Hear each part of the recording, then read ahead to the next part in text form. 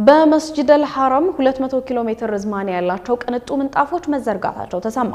በሳውዲ መካ ለተከበረው መስጂድ አልሐረም በአጠቃላይ 200 ኪሎ ሜትር ርዝማኔ ያላቸው 33000 የቅንጦት ምንጣፎች መዘጋጀታቸውን የሳውዲ ፕሬስ ድርጅት ዘግቧል። ከመስጂዱ ውጪ ባለው ቅጥር ግቢ ውስጥ የተዘረጉት ምንጣፎች በየሳምንቱ ጁሙአ ሶላት በሚሰገድበት ወቅት ሰጋጆችን ለመሳብ በጥራት ደረጃ የተሰሩ ናቸው። ምንጣፎቹ ጠንካራና መቋቋም የሚችል ውፍረት እንዳላቸውም ተገልጿል። እንዲሁም በሶላት ወቅት ለሰጋጆች ምቹ መሆናቸው ነው የተሰማው። የታላቁ መስጂድ ምንጣፎችን ለማጽዳት አውቶማቲክ የልብስ ማጠቢያዎች የተገጠመለት ማዕከላዊ የምንጣፍ ማጠቢያ ፋብሪካ በመካ ተዘጋጅቷል። ታላቁ መስጂድ ከዓለም ዙሪያ የሚገኙ ሙስሊሞች ዋነኛ መዳረሻ የሆነ ሲሆን ምዕመናን በሶላታቸው የሚሰግዱትን የተከበረው ካዕባን ይዟል። በሚሊዮን የሚቆጠሩ ሙስሊሞች የእስልምና መገኛ ወደ ሆነችው ሳዑዲ አረቢያ ኡምራ ወይም የሐጅ ጉዞ ለማድረግ በታላቁ መስጂድም ይሰግዳሉ።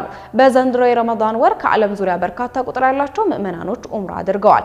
ይህ የጎብኚዎች ቁጥርም ከፍተኛ ደረጃን ይዟል። 5.5 ሚሊዮን የኡምራ ተጓዦችን ጨምሮ ከ25 ሚሊዮን በላይ ምዕመናኖች በመስጂዱ በመጀመሪያዎቹ ረመዳን 10 ቀናት ውስጥ ሰግደዋል።